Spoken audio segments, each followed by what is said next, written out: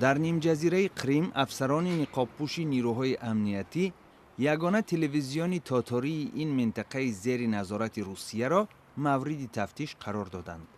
تلویزیون اتر میگوید کمیته تفتیشات و افسران اداره مبارزه با تروریسم موادی مربوط با اعتراضهای تاتاری سال گذشته را جستجو داشتند.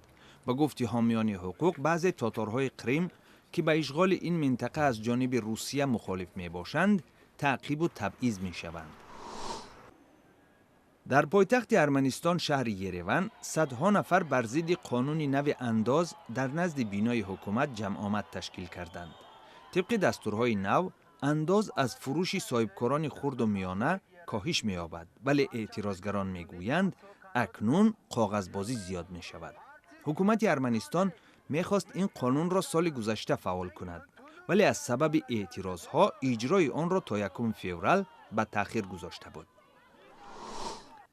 در دادگاه شهر آستانه قزاقستان هنگام ارزیابی پرونده فساد، سابق رهبر نیروهای مرزبان این کشور اعلام کرد که او گناهی ندارد.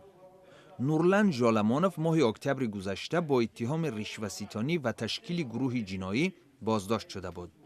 ژالامانوف قبل از ترک تالار دادگاه اظهار نمود که عیبنامه جلوی سیاسی دارد. هنگام زیارت از کابل، وزیر کارهای خارجی استرالیا جولیا بیشوپ وعده داد که در 3 سال آینده کشورش به افغانستان به مبلغ 300 میلیون دلار کمک خواهد رساند. بیشوپ با رهبر اجرایی حکومت افغانستان عبدالله دیدار و گفتگو داشت. به قول بیشوپ، تاکنون استرالیا به افغانستان به مبلغ 1 میلیارد دلار کمک رسانده است. طبیبان قرغیز برای جلوگیری از توسعه بیماری سرخکان که تا این زمان به 120 نفر سرایت کرده است، تلاش می‌ورزد. خادمان ساحه بهداشت قرغیزستان میگویند انگیزه سرخکان از قزاقستان و روسیه به این کشور سرایت کرده است. سازمان جهانی بهداشت پیشنهاد کرد که در سراسر قرغیزستان ایمگذرانی بر ضد سرخکان گذرانیده شود.